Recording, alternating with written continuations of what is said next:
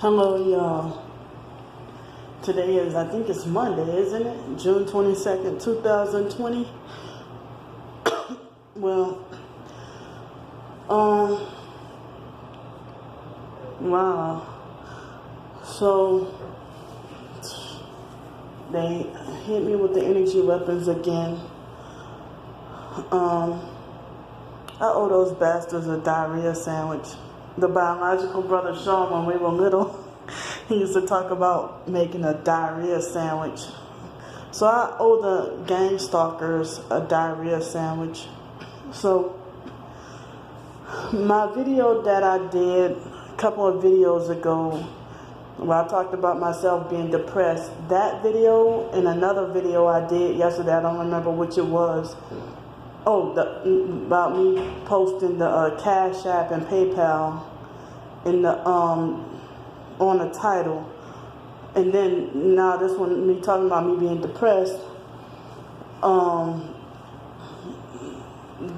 The gang stalkers had YouTube turn my comments off against my will. I usually always allow comments, so I don't have my physical computer with me because I don't want it to get stolen. It's in my storage unit. And so so you know, I try to do YouTube Studio. It does not work whether I download the app or not. YouTube Studio does not work. So I mean, I wish I knew what comments would have been said in my, especially in my depression video. From last I saw, they gave me 12 thumbs up, wow, for once. But then again, 7 thumbs down.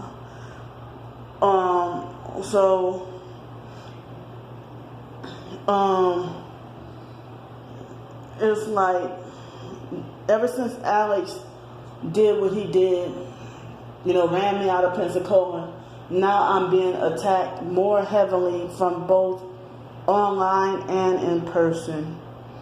Like I didn't get perp today, you know. So it's like,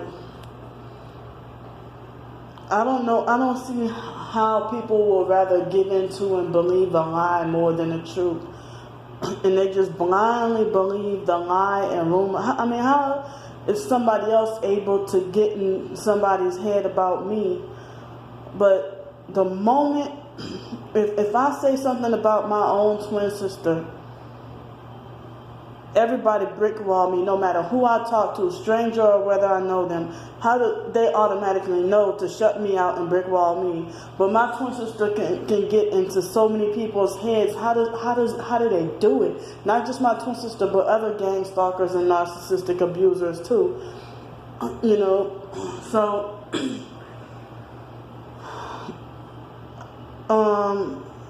I've been kind of wanting to go back to Pensacola. Here doesn't seem so bad, but I just don't feel like settling in someplace new all over again. But I mean, I would have to go get my driver's license changed over, switch my Social Security benefits, switch this over.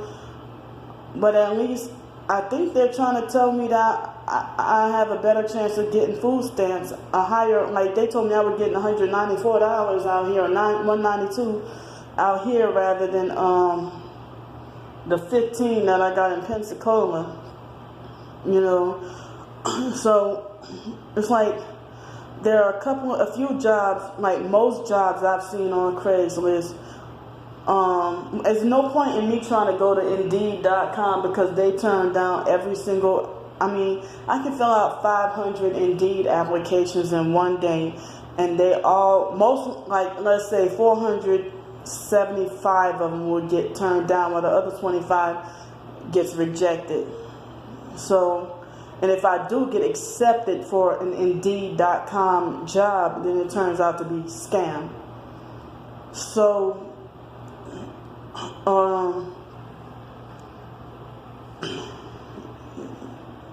I don't trust like trying to sell life insurance or whatever, because a lot of those seem like scam and you bust your ass just to get, you wonder how some other people make it and you don't. That's just like trying to sell Avon or, you know, try to sell the magazine subscription.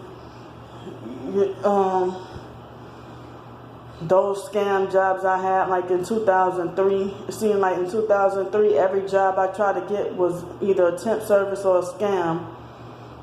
And I didn't realize I was gang stalked heavily over there. The foster mom thought that she can try to tell the employers how to handle me and stuff like that. She really didn't want me to work, and I just don't know why she didn't want me to be independent and get on my own. And you know, I mean, you push me to go to school, but then you try to block me from working. But then tell me all the while, oh, you're not college material, or you don't have the mentality to drive a car, you don't have any sense. You know, only mature people with sense drive, and you have no business driving. And then complete strangers who weren't even connected to the foster mom would tell me, oh, you have no business driving, you know. But you know how they set up the car accidents, and or they'll try to manipulate it to try to you know, falsely accuse you of speeding or something like that, or they try to hit you with the red light cameras. That discouraged me from wanting to drive, you know. But I mean, I hear the stories about other people with the red light camera, you know, seem like they get everybody in New Orleans. If you drive on Poydras Street, they get everybody. Almost every car gets snapped on Poydras Street or even Canal Street in New Orleans as of 2018 or 2019 when I was there, you know. So that's why I cannot be sleep deprived. I have to be that perfect driver, you know, be able to concentrate and focus. But if you keeping me sleep deprived, and even if I'm not having a driving job, if I have what if I have, you know, a cashier job, and I'm surprised that working at the zoo that just about all them, and also the pool, whenever I worked as a cashier being sleep deprived all those days, I'm surprised that all the money was accounted for, you know, that I didn't miscount anything, that everything was added up properly. I'm surprised that me being sleep deprived at the end of 2017 in New Orleans, I got my Class D chauffeur's license. I passed the test being sleep deprived. I don't know how, like the computer test, I passed it being sleep deprived. I don't know how I did it. So, cab drivers tell me all the time that they hardly ever get any sleep. You know, so, I mean, all these, I looked this morning, and there are a couple of jobs that, you know, at least a few jobs. One of them, I don't remember what the job was, but like most employers want you to have your own reliable transportation and also proof of insurance, car insurance. So, I don't remember what job it was. One of it was a regular job, and another one was a 1099 job. And it's like, if I can, as I said, if I weren't sleep deprived, and I had, if I had my own vehicle and I wasn't sleep deprived, shucks, I can use my vehicle to diversify my income. But I don't know. Like shucks, they have the scooter company that you can collect scooters and charge them up. I can do DoorDash, I can do Instacart. I do not want to mess with Uber or Lyft because I don't like customers, and I don't, you know, I don't. But I mean, it's funny because I was trying to be a cab driver. My own sister, the biological sister, that retard Ramona, and her boyfriend forced me to quit the cab job. And then they gang stalked me heavily at the cab company. A year later, it was a stranger. I didn't realize she was a gang stalking perp. Forced me to, she come all the way from Alabama to New Orleans. And she was a complete stranger at that shelter. and she forced me to quit the cab job a few days after. And plus that, I was wondering why all the cab drivers were all mean towards me, and that lady forced me to quit the cab job also. And they, I mean, you ever heard of coercive control, coercive manipulation, where they psychologically and mentally coerce you and then make threats at you to have this done and that done to you? So, I mean, if everybody treating you mean, it's like, damn, like, and then everybody blocking and hindering me from getting ahead in life, you know. It's like, I have a whole college degree, and they lied and said for years that you're guaranteed a good job if you went to a 4-year university. I graduated from University of New Orleans, and it's like I was blacklisted before I even started my first job at Popeyes. And I thought it was just personal discrimination. But I didn't realize that, you know, the foster mom is a very fucked up bitch. And I wish I can take back that Stockholm syndrome. You know, she brainwashed us to believe that she was more than perfect. That her and the foster family, with their fake morality, they're all narcissistic abusers who act like they delusionally believe that they're better than perfect. You know, and so, and then even strangers telling me I'm not going to get ahead in life. Or they had this guy, oh, what was his name? I don't remember his name. But he come on my channel on one of my videos this morning, and with one subscriber, and you got one subscriber on YouTube and can tell me all about myself, and try to falsely accuse me of complaining, talking about all you do is complain, and you ungrateful, and somebody gave you $100, and that's somebody whole 8-hour work day, and you didn't even thank that person. How do you know whether or not I thank that person? Just because I didn't publicize it, I always go directly to that person and say thank you. I don't need to publicize it. But yeah, they just want to, you know, make your life their personal business, the gang stalking perps. So that guy sounded like a manipulative, abusive gang stalking perp that try to sound self-righteous when you know nothing about me. And you know, it's like everybody's trying everything they can to stop me from getting help. So he tried to falsely accuse me. You're a complete stranger. So why are you making comments about me, about what I'm doing? You didn't donate me any money. You didn't give me any money. So if you didn't, you shut the fuck up and you mind your own damn business. You know, or if you feel like me asking for money is annoying to you, go ahead and unsubscribe.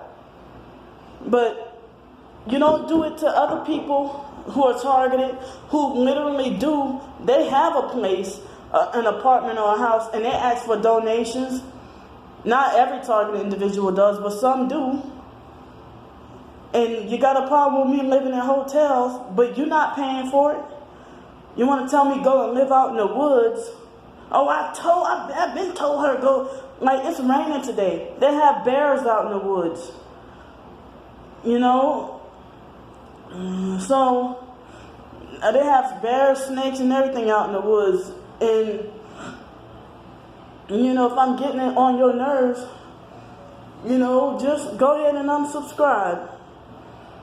You know, that I don't have a right to ask for help, but other targeted individuals can ask for help. And I'm not asking for help just from the targeted individual community. Where are the Christians and the so-called do-gooders of society who financially more fortunate, who can help?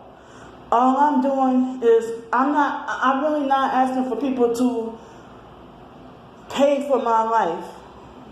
You know, I'm just asking for a little bit extra so I can get help, so I can get you know, just asking for a little push to get up out of this hole that Alex and other gang stalkers put me in that they're responsible for it. So I'm scared to go back to Pensacola and be harassed by Alex. I mean, I have a relief and a break from him, but I'm scared to go back to Pensacola. And then I get on the bus, and then next thing you know, the bus driver secretly, without telling me, called the police on me, and then I get arrested for trespassing on the buses. You know, that's how they do. They kick me out or ban me from a certain place of business. It could be a restaurant or whatever. And then they secretly anonymously secretly call the police on you. And then the police show up and you wonder what you did wrong. And then the police say, oh, they just don't want you here anymore. You know, I'm like, but why? You know, so they just don't want me here or whatever.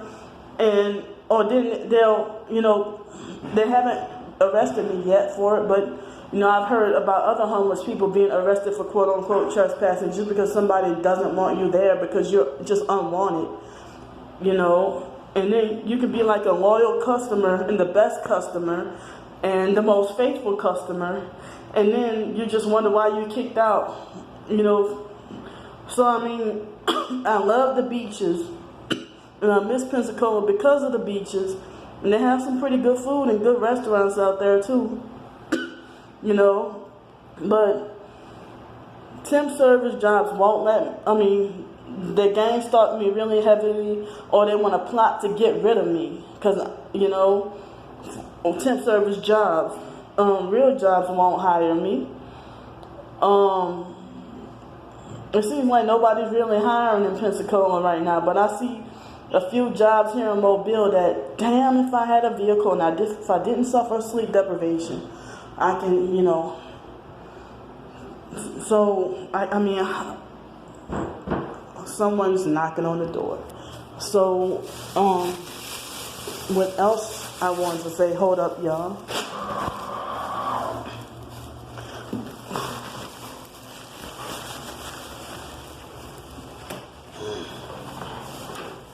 Huh? Sorry. No, you're good. Sorry. No, it's okay.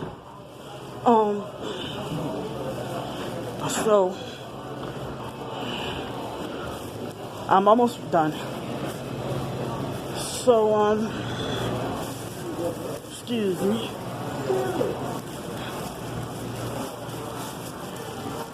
So one last thing I wanted to say was that if I do go back to Pensacola, I mean, I would have to take a cab everywhere I needed to go and not have a place to shower, but at least I can sleep out I have my little sleep spot and potty spot. That black lady in that red Nissan SUV, she had her phone aimed at me. So, I'm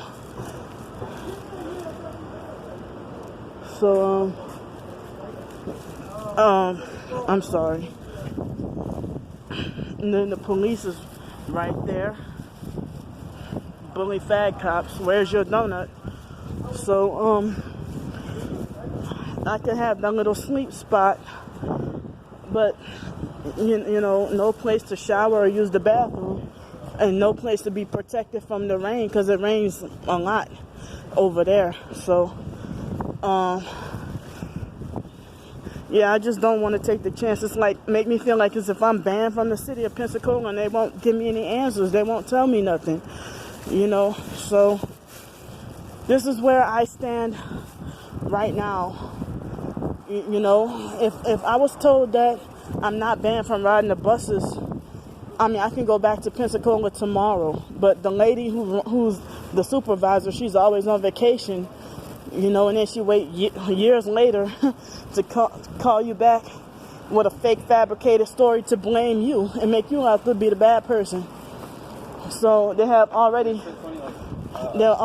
a lot of complaints about me.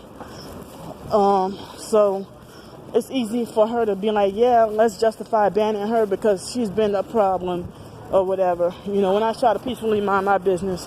So I'm gonna go now. My storage space is gone. Bye-bye.